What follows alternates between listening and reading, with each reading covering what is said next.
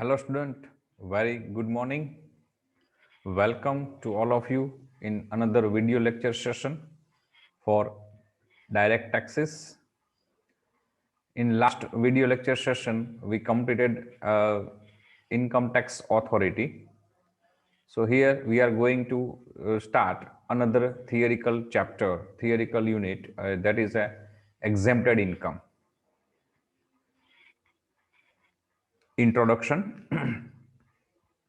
In order to make the burden of tax light in certain cases, the Act has provided for certain exemptions, deductions, and reliefs. સામાન્ય રીતે દરેક વ્યક્તિ જે business કરે છે, કોઈ પ્રોફેશન ચલાવે છે અથવા તો કોઈ જોબ કરે છે, જેની ઇન્કમ જે ટેક્સની એક્ઝેમ્પશન લિમિટ છે એનાથી અપ જાય છે, કરમુક્તિની જે મર્યાદા ટેક્સ ડિપાર્ટમેન્ટે નક્કી કરેલી હોય છે એનાથી વધુ આવક જે કમાય છે પોતાના વ્યવસાય દ્વારા, પોતાના ધંધા દ્વારા કે પોતાની સર્વિસ દ્વારા, તો એ દરેક લોકો ટેક્સ ભરતા હોય છે. તો આ ટેક્સનું જે ભારણ છે, કરનું જે ભારણ છે, જવાબદારી છે, એ બહુ હેવી ન થઈ જાય, બહુ વધારે ટેક્સ ભરવાનો ન આવે, અથવા એવું કહી શકાય કે ઇન્કમની કમ્પેરિઝનમાં ટેક્સનું જે બર્ડન છે એ વધે નહીં. એટલા માટે એને લાઇટ એટલે કે ઇઝી કરવા માટે, હળવું કરવા માટે ટેક્સમાં પણ અમુક તમને કપાતો આપવામાં આવે છે, કરમુક્તિઓ આપવામાં આવે છે, રાહતો આપવામાં આવે છે. Under the first category are incomes which are exempted from tax. તો ટેક્સમાં જે અલગ અલગ કેટેગરીઓ છે, અલગ અલગ પ્રકારો છે, એમાં ટેક્સમાંથી કઈ કઈ કપાતો તમને બાદ મળે છે, એટલે કરમાંથી કઈ કઈ આવકો તમને બાદ મળે છે, એના અલગ અલગ પ્રકારો છે. There are two types of exemption provided in the act. આવકવેરા ધારો છે એમાં સામાન્ય સંજોગોમાં આપણે જોવા જઈએ તો બે પ્રકારની કરમુક્તિના ધોરણો છે, પ્રકારો છે એવું કહી શકાય. First one, full exemption of certain types of income. અમુક પ્રકારની આવકો તમારી એવી હોય છે જેને આવકવેરા ધારાના નિયમ પ્રમાણે સંપૂર્ણ કરમુક્તિ મળેલી છે, મતલબ કે એ આવક તમારી કરપાત્ર આવકમાં ગણાશે નહીં, પૂરેપૂરી આવક ટેક્સ ફ્રી, જેનો કોઈ જ ટેક્સ તમારે ભરવાનો નથી. અને સેકન્ડ છે partial exemption for certain types of income. Partial એટલે અંશતઃ. અમુક આવકો એવી પણ થતી હોય છે કે જેમાં કરવેરાનો જે નિયમ છે, આવકવેરાનો જે નિયમ છે, એ નિયમમાં અંશતઃ રકમ સુધી તમને કરમુક્તિનો લાભ મળે છે, ત્યાર પછી તમારે ટેક્સ ભરવાનું હોય છે. અહીંયા આપણે એક્ઝેમ્પ્ટેડ ઇન્કમ્સનું લિસ્ટ આપેલું છે. આ લિસ્ટ પણ બુકમાંથી જોઈને જ બનેલું છે. તમે વધારે ડિટેલમાં જવું હોય તો બુકમાંથી પણ આ એક્ઝેમ્પશન ઇન્કમનું લિસ્ટ રિફર કરી શકો છો. સામાન્ય રીતે એક્ઝામમાં આ ચેપ્ટરમાંથી લઈને એક જ ક્વેશ્ચન પૂછાતો હોય છે, ગીવ એની 10 એક્ઝેમ્પ્ટેડ ઇન્કમ, અથવા તો ગીવ એની 15 અથવા તો 20 એક્ઝેમ્પ્ટેડ ઇન્કમ. એટલે એઝ પર માય ઓપિનિયન કે તમે 15 થી 20 એક્ઝેમ્પ્ટેડ ઇન્કમ તમારે યાદ રાખવાની રહેશે. તમને જે 15 કે 20 એક્ઝેમ્પ્ટેડ ઇન્કમ યાદ રહેતી હોય એ યાદ રાખવાની. કમસે કમ 20 રાખવી. એક્ઝામમાં કદાચ 10 પૂછે, 15 પૂછે કે 20 એક્ઝેમ્પ્ટેડ ઇન્કમનું લિસ્ટ પૂછે તો તમે ઇઝીલી એને ફેસ કરી શકો, લખી શકો. કે આમાંની કેટલીક એક્ઝેમ્પ્ટેડ ઇન્કમ એવી છે જે આપણે અગાઉના પ્રેક્ટિકલ ચેપ્ટર જોઈ ગયા છીએ. એ પ્રેક્ટિકલ ચેપ્ટરમાં પણ આપણે એનો કન્સેપ્ટ આવી ગયેલો છે. એટલે અમુક એક્ઝેમ્પ્ટેડ ઇન્કમ તમારા માટે ઇઝી રહેશે, એ તમને ખ્યાલ છે જ. જોઈએ આપણે તો વેરી ફર્સ્ટ એક્ઝેમ્પ્ટેડ ઇન્કમમાં છે એગ્રીકલ્ચર ઇન્કમ, એટલે ખેતીને લગતી આવક કે ખેતીની આવક. સેકન્ડ છે રિસિપ્ટ ફ્રોમ HUF. કોઈ હિન્દુ અનડિવાઇડેડ ફેમિલીનો મેમ્બર છે તો એને HUF માંથી, એટલે કે હિન્દુ અનડિવાઇડેડ ફેમિલી મેમ્બરને એ ફેમિલી એમાંથી આવક કોઈ થતી હોય તો એ આવક ટોટલી એક્ઝેમ્પ્ટેડ છે, કરમુક્ત છે એ ઇન્કમ. નંબર નેક્સ્ટ છે શેર ઓફ પ્રોફિટ, સોરી અહીંયા ઓર હોય, ઓફ નહીં હોય. Share or profit of A partner from A firm. કોઈ ભાગીદારી પેઢીમાં કોઈ ભાગીદાર છે તો એ પેઢીમાંથી એને કોઈ હક હિસ્સો મળે કે પેઢીના નફામાં ભાગ મળે તો એ એક્ઝેમ્પ્ટેડ છે. Any income from interest on securities notified by the central government received by a non-resident. જે બિનરહીશ છે એવા કોઈ વ્યક્તિને સરકારે કેન્દ્ર સરકારે જાહેર કરેલી કોઈ જામીનગીરીઓ છે એ જામીનગીરીમાં એને રોકાણ કરેલું હશે તો એ રોકાણ ઉપર એને જે વ્યાજની આવક થાય છે એ કરમુક્ત છે. Remuneration received by foreign diplomats of all categories. કોઈ પણ પ્રકારમાં કોઈ ફોરેન ડિપ્લોમેટ્સ એટલે કે એવું કહી શકાય કે વિદેશી રાજદ્વારી અથવા તો વિદેશના વહીવટમાં એ વ્યક્તિ રોકાયેલો છે બિહાફ ઓફ ગવર્મેન્ટ, એવી કોઈ વ્યક્તિને કોઈ રેમ્યુનરેશન મહેનતાણું મળતું હોય તો એ કરમુક્ત છે. Leave travel concession received by an employee from his employer in connection with proceeding on leave or after retirement to any place in India. LTC આનું શોર્ટ ફોર્મ આપણે કહી શકીએ કે સામાન્ય રીતે જે ગવર્મેન્ટ સેક્ટર છે એ ગવર્મેન્ટ સેક્ટર્સમાં અમુક ચોક્કસ સમયના અંતે ગવર્મેન્ટ તરફથી કોઈ સ્કીમ હોય છે જેમાં એ લોકોને ટ્રાવેલિંગનું કન્સેશન મળતું હોય છે. અમુક કિલોમીટર સુધીમાં એનું કન્સેશન ગવર્મેન્ટ આપતી હોય છે. તો એ ગવર્મેન્ટ સર્વન્ટ જે છે એ પોતાના ફેમિલી મેમ્બર સાથે એન્ટરટેનમેન્ટ કરવા માટે, એન્જોય કરવા માટે અમુક કિલોમીટર્સના ટ્રાવેલિંગ માટે એને ગવર્મેન્ટ કન્સેશન પ્રોવાઈડ કરતી હોય છે. હવે આના લગતી કોઈ આવક થતી હોય એ એમ્પ્લોયીને એની પ્રોસેસ માટેની, અથવા તો એ રિટાયર થઈ જાય, જોબ દરમિયાન એ એલટીસી મળતું હોય, રિટાયરમેન્ટ પછી પણ જો કોઈ એનો બેનિફિટ મળવા પાત્ર થતો હોય અને એવું કોઈ લીવ ટ્રાવેલ કન્સેશન એને મળે તો એ કન્સેશનની રકમ એને એકચ્યુઅલી કેશમાં નથી મળતી હોતી પણ એનો એક્સપેન્સ તેમાંથી લેસ થતી હોય છે. તો એવો કોઈ બેનિફિટ એને થયેલો હોય દેટ ઇઝ ઓલ્સો એક્ઝેમ્પ્ટેડ, તો એ પણ કરમુક્ત છે. એની allowances or perquisite paid by the Indian government to a citizen of India for rendering service outside India. ભારતીય સરકાર જે છે એ ભારત સરકારમાં કોઈ વ્યક્તિ છે જે ભારતીય રહીશ છે પણ ભારત સરકાર વતી એને જે કામ કરવાનું છે એ ભારતની બહાર રહીને વિદેશમાં કામ કરવાનું હોય છે તો એવી વ્યક્તિઓને કોઈ ભથ્થું મળતું હોય, કોઈ સુવિધાઓ સવલતો મળતી હોય તો એ કરમુક્ત છે.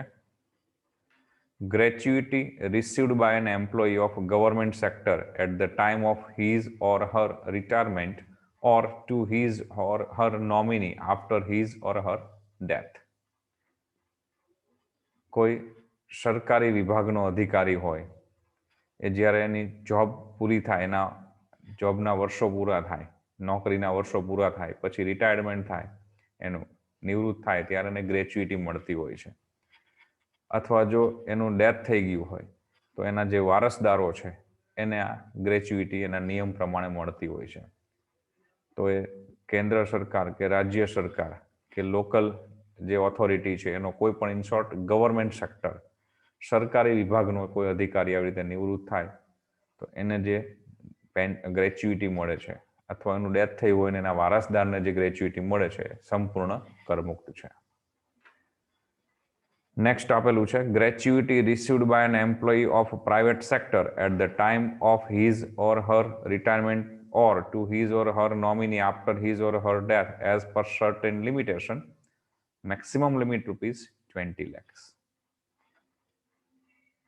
કોઈ ખાનગી વિભાગનો અધિકારી હોય, ખાનગી કર્મચારી હોય, પ્રાઇવેટ સેક્ટરમાં કામ કરતો વ્યક્તિ હોય એને પણ ગ્રેચ્યુઇટી નિયમ પ્રમાણે મળતી હોય છે પણ એને જે ગ્રેચ્યુઇટી મળે છે કે એના ડેથ વખતે, ડેથ પછી એના વારસદારને જે ગ્રેચ્યુઇટી મળે છે એ ગ્રેચ્યુઇટીની રકમમાં અમુક લિમિટેશન હોય છે, એક્ઝેમ્પશનની, કરમુક્તિની મર્યાદા છે. એ મર્યાદાને આધીન એક્ઝેમ્પશન મળે અને વધુમાં વધુ મેક્સિમમ લિમિટ એક્ઝેમ્પશનની એમાં ₹20 લાખ છે.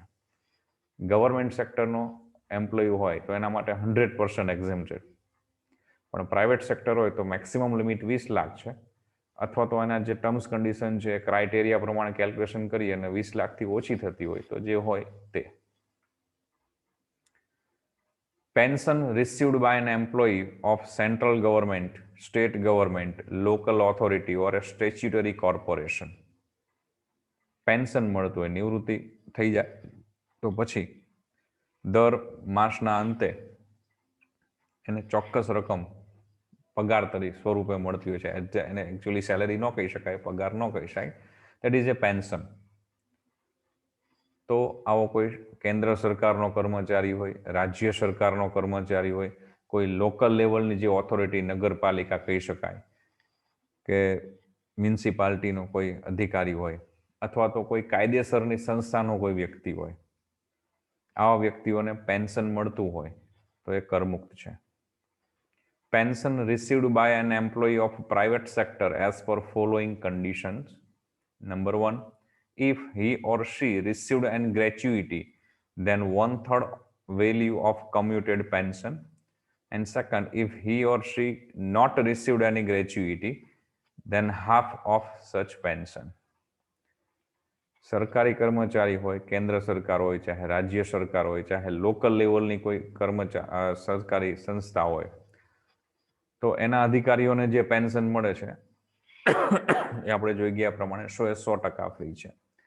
પણ પ્રાઇવેટ સેક્ટરનો કર્મચારી હોય અને એમાં બે કન્ડિશન છે કે જો એને પેન્શન મળે છે તો એને ગ્રેચ્યુઇટી મળેલી હોય અને પેન્શન મળતું હોય તો જે પેન્શન મળે છે એનો 1/3 ભાગ, ત્રીજો ભાગ એક્ઝેમ્પ્ટેડ છે. જો ગ્રેચ્યુઇટી ન મળતી હોય તો જે પેન્શન મળતું હોય એનો અડધો ભાગ એક્ઝેમ્પ્ટેડ છે. Any payment received by an employee of central or state government for leave encashment at the time of his retirement. For other employees, it is exempted subject to certain limits.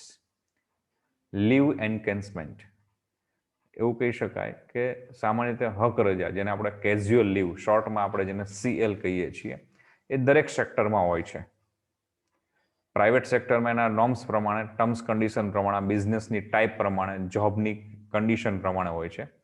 Private government સેક્ટરમાં ગવર્મેન્ટે જે કંઈ authorise કરેલું હોય જે તે સેક્ટરમાં એ પ્રમાણે હોય છે. તો એ તમે કેઝ્યુઅલ લીવ છે એ તમે ન ભોગવો, એ ન રાખો, અને કેઝ્યુઅલ લીવ તમને મળતી હોય એમાં પણ જો તમે કામ કરેલું હોય, તમે જોબ ઉપર ગયેલા હોય, તો તમને એની વધારાની સેલેરી તમને મળતી હોય છે.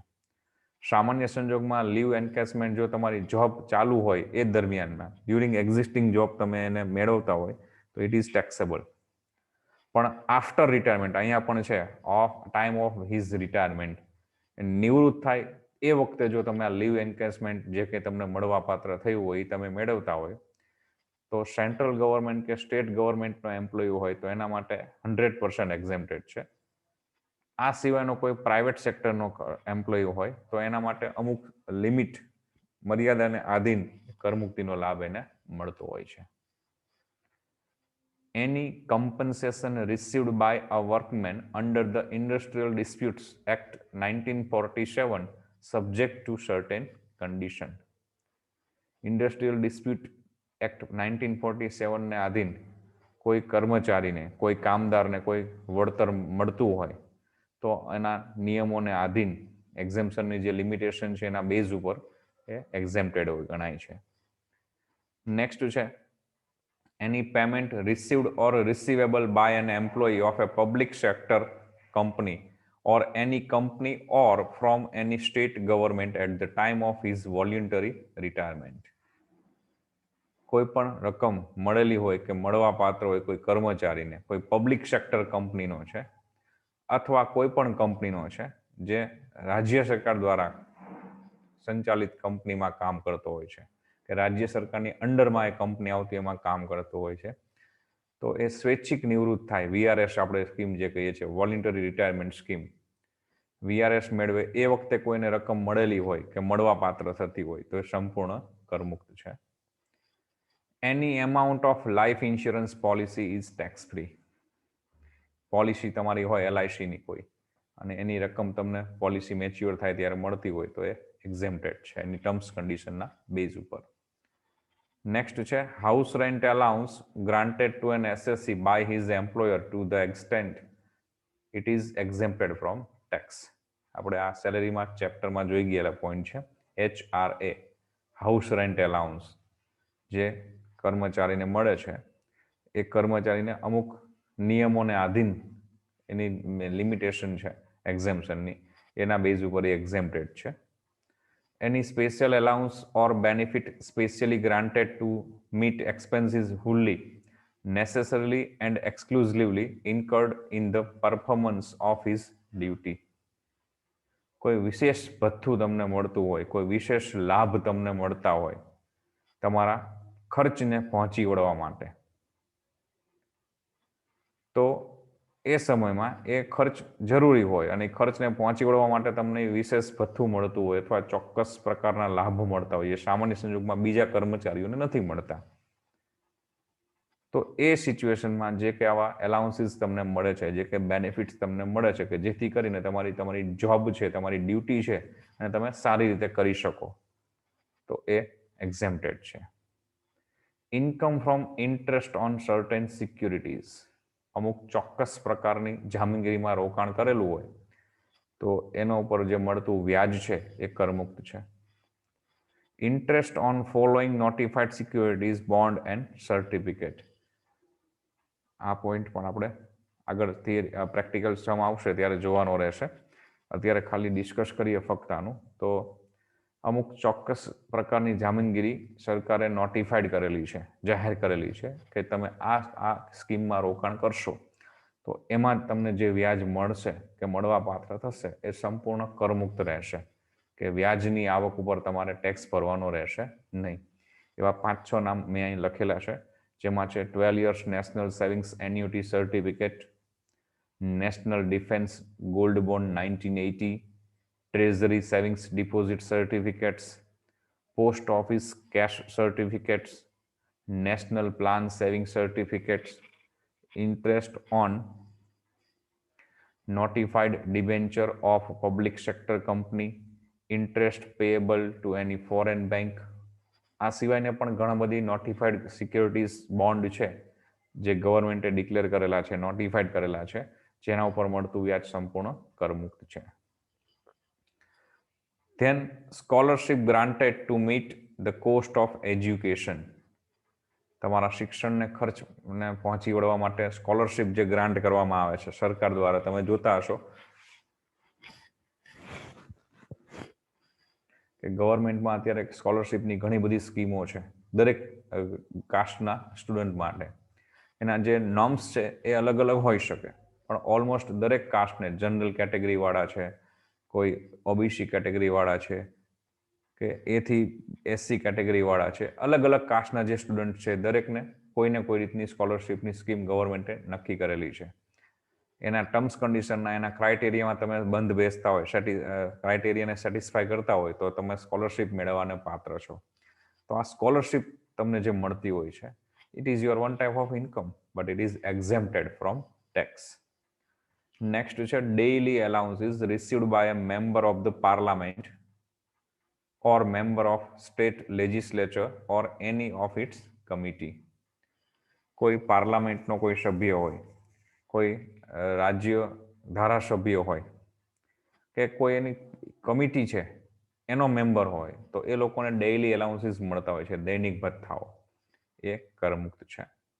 Any payment made whether in cash or in kind for award of literary, scientific or artistic work or attainment or for proficiency in sport and game instituted by central or state government. Central government એટલે કે કેન્દ્ર સરકાર, કે state government એટલે કે રાજ્ય સરકાર દ્વારા કોઈ સંસ્થા ચલાવવામાં આવતી હોય અને સંસ્થામાં તમે કોઈ એવોર્ડ મળે છે, કોઈ લિટરેટરી માટે, મતલબ કે કોઈ સાહિત્યના અનુસંધાનમાં, કોઈ સાયન્ટિફિક વૈજ્ઞાનિક અનુસંધાનમાં કામ કરો, કોઈ આર્ટિસ્ટ એટલે કોઈ કળાના વિશેષના કામ સંદર્ભમાં તમારી પાસે સ્કિલ હોય, નિપુણતા હોય તમારી પાસે, અને એના બેઝ ઉપર તમે કામ કરો છો.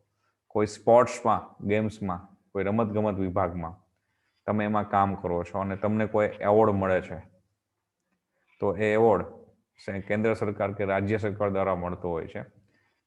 તો કેન્દ્ર સરકાર કે રાજ્ય સરકાર દ્વારા આવી સંચાલિત સંસ્થામાંથી તમને જો આના કામ બદલ, તમારા કામ બદલ એવોર્ડ મળતો હોય કોઈ પણ વિભાગના જેમાં તમારી પાસે સ્કિલ છે, તો એ મળેલ એવોર્ડની રકમ જે છે એ એક્ઝેમ્પ્ટેડ છે.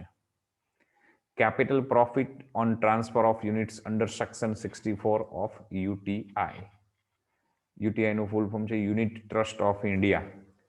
જેમાં તમારું કોઈ રોકાણ હોય તો એમાં તમે કેપિટલ ટ્રાન્સફર કરો છો, મતલબ કે નામ ફેરબદલ કરો છો, તમારા નામનું ઇન્વેસ્ટમેન્ટ કે તમારા વડીલના નામનું ઇન્વેસ્ટમેન્ટ તમે ફેરબદલ કરો છો, એને કારણે લઈને કોઈ તમારે આવક થતી હોય તો એ એક્ઝેમ્પ્ટેડ છે. Capital gain is not chargeable to tax if it is arise from listed equity share of a company. કોઈ કંપનીના લિસ્ટેડ ઇક્વિટી શેરમાં તમે લે વેચ કરો છો અને એમાં તમને કેપિટલ પ્રોફિટ મૂડી લાભ થાય છે, કંઈ નફો થાય છે, તો એ ટેક્સમાં જેની જે ઇન્કમ છે ટેક્સેબલ નથી. નેક્સ્ટ છે any capital gain from the transfer of urban agriculture land. શહેરી વિસ્તારમાં કોઈ તમારે ખેતીની જમીન છે અને તમે ટ્રાન્સફર કરો છો ક્યાંય, ફરજિયાત ટ્રાન્સફર કરવાની આવે ગવર્મેન્ટમાં, ત્યાં કોઈ પ્લાન બનાવેલો હોય રસ્તાનો, કોઈ પુલનો, કોઈ તળાવ માટેનો કે કોઈ પણ જાહેર બાગ બગીચાનો ગવર્મેન્ટ પ્લાન લઈ આવે તો ગવર્મેન્ટના પ્લાન અંડરમાં જો તમારી જમીન આવતી હોય, તમારું ખેતર આવતું હોય તો ફરજિયાતપણે તમારે ગવર્મેન્ટને સોંપી દેવું પડે છે એના રૂલ્સ રેગ્યુલેશન પ્રમાણે. એના બદલામાં તમે ગ્રામીણ વિસ્તારમાં કે કોઈ દૂરના વિસ્તારમાં તમને જમીન ફાળવવામાં આવતી હોય છે. તો આ રીતે ગવર્મેન્ટની કોઈ સ્કીમને આધીન ફરજિયાત તમને તમારી એગ્રીકલ્ચર લેન્ડ છે એ સોંપી દેવી પડે, ટ્રાન્સફર કરવી પડે. તો એ દ્વારા કોઈ તમારે આવક થતી હોય તો એ ટોટલી એક્ઝેમ્પ્ટેડ છે, સંપૂર્ણ કરમુક્ત છે. In the case of SSE who carries of the business of growing and manufacturing tea in India, the amount of any subsidy received from tea board under any scheme, tea board under any scheme for replantation or replacement of tea buses as the central government may specify. કેન્દ્ર સરકારે કોઈ જાહેર કરેલી કોઈ scheme છે. હવે તમારે જે બિઝનેસ છે એ ચાની જે પત્તીઓ છે કે ચા જે આપણે કહીએ છીએ એને ચાના બાગ બગીચા છે તમારી પાસે, અથવા તો તમે ચાના જે પત્તીઓ એના છોડવાઓ છે રોપાઓ એમાંથી આપણે ચાની પત્તીઓ તમે જે બનાવો છો, ચા આપણે જે કહીએ છીએ એનું મેન્યુફેક્ચરિંગ તમે કરો છો, તો એવો કોઈ બિઝનેસ તમારો છે ભારતમાં તો તમને જે ટી બોર્ડ છે એની અંડરમાં તમને કોઈ સબસિડી મળતી હોય. શેના માટેની સબસિડી? તો કે તમે ચાને રીપ્લાન્ટેશન કરો, ફરી વખત તમારા બાગ બગીચા જે છે ચાના બાગાનો છે એમાં તમે ચા ઉગાડો છો, ચાનું ખેતી કરો છો, અથવા એના રિપ્લેસમેન્ટ ઓફ ટી બુસીસ, એના જે છોડવાઓ રોપવાઓ છે એને રિપ્લેસમેન્ટ કરો છો.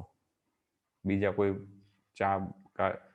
કોઈ પાક લેતા હોય, તમે આ ચાનો પાક લેવાનો હોય, ચાનો પાક લેવાને બદલે બીજા કોઈ પાક લેવાના હોય, તો આ બધી સ્કીમ પાછળ, આ બધી યોજનામાં તમને સબસિડી મળતી હોય સેન્ટ્રલ ગવર્મેન્ટ દ્વારા નક્કી કરેલી હોય એ પ્રમાણે. તો એ જે સબસિડીની આવક થાય છે એ ટોટલી એક્ઝેમ્પ્ટેડ છે. નેક્સ્ટ છે income from any international sporting event.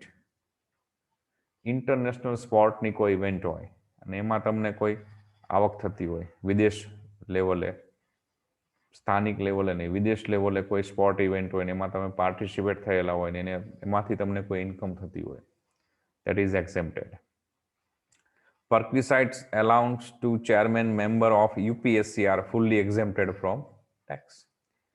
UPSC નો કોઈ મેમ્બર છે, ચેરમેન પર્સન છે, એને કોઈ સુવિધાઓ મળતી હોય, સવલતો મળતી હોય, એને કોઈ ભથ્થાઓ મળતા હોય તો એ સંપૂર્ણ કરમુક્ત છે.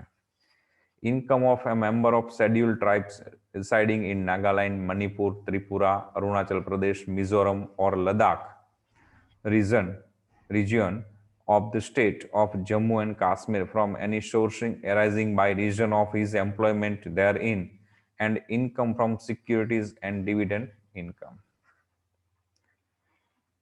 તમારી જોબ એ ટાઈપની છે કે તમારો જે એમ્પ્લોયમેન્ટનો જે તમારો વ્યવસાય છે એની જગ્યા આવા કોઈ વિસ્તારમાં હોય, ટ્રાઇબ રિઝાઇડિંગ, ટ્રાઇબ એટલે આદિવાસી વિસ્તાર એવું કહી શકાય, જેમ કે નાગાલેન્ડ છે, મણિપુર છે, ત્રિપુરા છે, અરુણાચલ પ્રદેશ છે, મિઝોરમ છે, લદ્દાખ છે, આવા કોઈ સ્ટેટમાં કે આવી કોઈ જગ્યાએ તમારે એમ્પ્લોયમેન્ટને કારણે ત્યાં રહેવું પડતું હોય અને ત્યાં તમે કોઈ સિક્યોરિટીઝમાં ક્યાંય ઇન્વેસ્ટમેન્ટ કરેલું છે અને એના ઉપર તમારે કોઈ ડિવિડન્ડની કે કોઈ ઇન્ટરેસ્ટની ઇન્કમ થતી હોય તો એ એક્ઝેમ્પ્ટેડ છે.